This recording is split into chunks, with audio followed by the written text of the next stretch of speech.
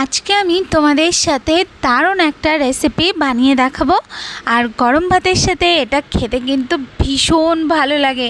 তো আজকে আমার রেসিপি হলো উচ্ছের চচ্চড়ি। এভাবে একবার উচ্ছের চচ্চড়ি বানিয়ে খেয়ে দেখবে। তো দেখো, প্রথমে আমি এখানে নিয়ে নিয়েছি উচ্ছে। তো এখানে আমি 3টে উচ্ছে নিয়ে এরপর উচ্ছেটাকে একটু লম্বা লম্বা মতন করে কেটে নেব।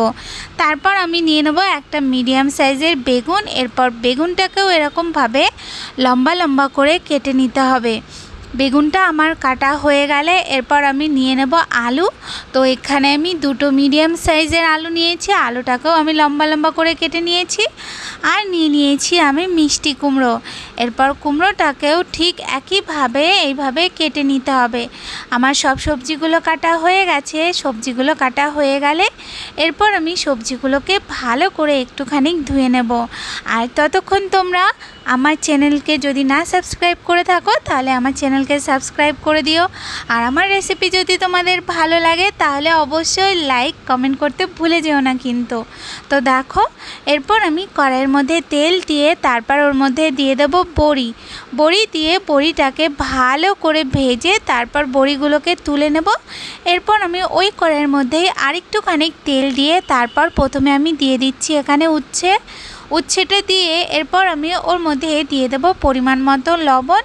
তারপর ভালো করে নাড়িয়ে চাড়িয়ে উচ্ছেটা যখন একটু ভাজা হয়ে আসবে তখন আমি উচ্ছেটাকে উঠিয়ে নেব। এরপর আমি ওই তেলের মধ্যেই দিয়ে দেবো কেটে রাখা বেগুনটা আর তার সাথে দিয়ে দেবো সামান্য একটুখানি লবণ।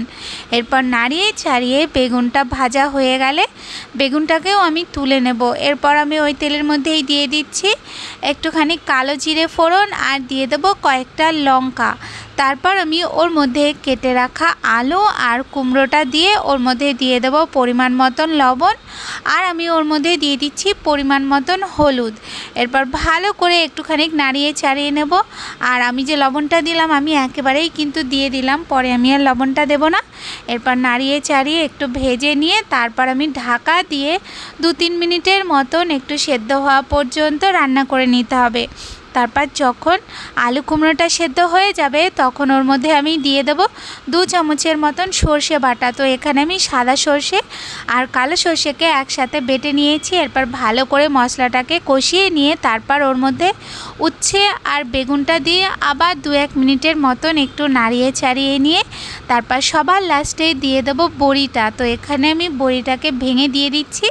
এরপর আবার হালকা হাতে একটুখানি নাড়িয়ে নিতে হবে।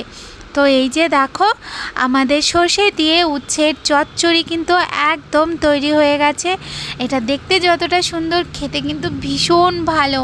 তো গরম গরম ভাতের সাথে এইভাবে উচ্ছের চচ্চড়ি বানিয়ে খাবে আর আমাকে কমেন্ট করে জানাবে তোমাদের কেমন লাগলো। আজ তাহলে টাটা।